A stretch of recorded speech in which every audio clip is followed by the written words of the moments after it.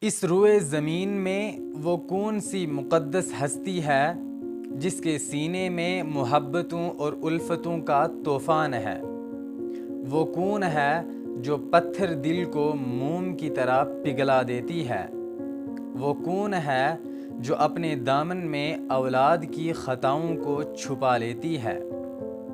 یقیناً وہ ماں ہی ہے جس کے تقدس کے قصیدے انبیاء نے گائے، دنیائے انسانیت جس کی عظمت و رفعت کو سلام کرتی ہے۔ ماں زندگی کا مرکز، صبر و قرار ہے۔ ماں ایک چمن ہے جس میں مسلسل بہار ہے۔ ماں لطف ہے، سکون ہے، شفقت ہے، پیار ہے۔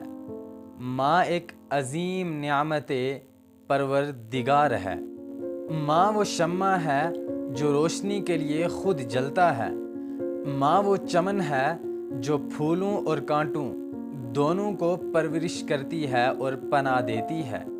ماں وہ مالی ہے جو اپنے پھولوں کو ہر خزاں و بہار سے آگاہ کرتی ہے۔ ماں کی گود بچوں کی تربیت کا گہوارہ ہے۔ ماں وہ مدرسہ ہے جہاں اسے خلوص کی تربیت ملتی ہے۔ ماں ایک انمول ہستی ہے۔ ماں ایک عظیم ہیرا ہے۔ ماں نظام کائنات کی مقدس حقیقت ہے۔ ماں گھر کا نور ہے۔ ماں ہمارے لیے رحمت کا سائباں ہے۔ ماں ہمارے لیے دعاؤں کا ذخیرہ ہے۔ ماؤں کے قدموں تلے جنت ہے۔